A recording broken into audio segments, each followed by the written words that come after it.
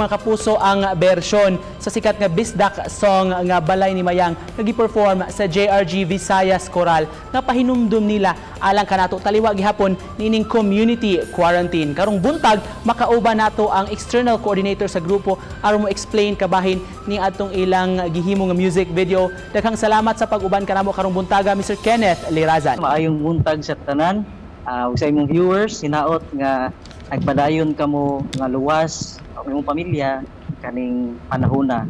On behalf of our founders, director, and the group, thank you for having me here. Thank you so much, Sir Kenneth.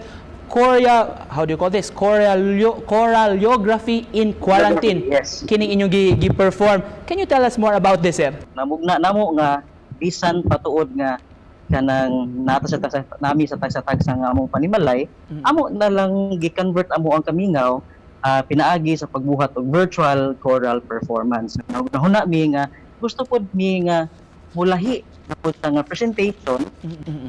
How is it like doing the music video, sir, sa pag-produce ninyo ani? Kay understand ang mga miyembro sa ninyo karon naka-stay at home sa lain nga mga lugar, ang pagtapok ninyo, pag-organize og of course pag-perform, pag-edit sa video. Dako gug kayo ni nga challenge no sa amo kay while ang amuang mga members naa sa mga tasatag sa nila nagkalain-lain nga probinsya, no? Dako po challenge kapag pangita pa lang og signal, babag na kay siya. So some of them were not able to make it kay dili man po ni mosugot na mugawas sila og moadtong layong dapit para makita lang pud og signal. So amo na lang pong ipasagdaan. At some of them kanang sulti ra pud gamay nga diha lang tugkaran sa ilahang animalay, naapod tayo makakuha taw signal nga makasend sa ilahang videos. Ang JRG Visayas Choral, sir, this is the former UV Choral. Kumusta sa epekto sab sa inyo ha nining atong krisis gatubang karon?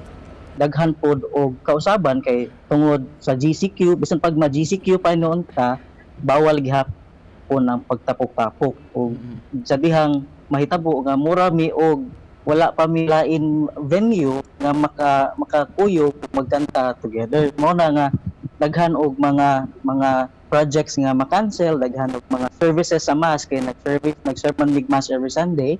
Daghan og services sa mass nga di na mo maatuan, but naginaot mi nga puhon-puhon unta mabalik ning tanan. But because of this, sir, doon na sa jud po yung mga adjustments, sir, kay I've read somewhere nga doon na po yung mga online performances sa grupo. Amo ang hinaot karon nga amo ang ma-explore ang technology para mas makabuhat mig ing ani nga online performances. Tuod dako siya nga kalahian, dako siya nga challenge, pero pinaagi sa pagtinabangay sa tanan-tanan, I think we can make this possible.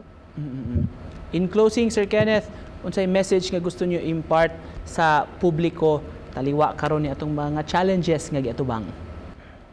Dili kita modaog ani nga sa atong sitwasyon sa aning COVID-19, sa atong batok sa COVID-19, dili kita modaog kung ang atong kasing-kasing sa pagtabang, kasing-kasing nato sa pagsunod sa balaod, dili magsugod mismo kanato.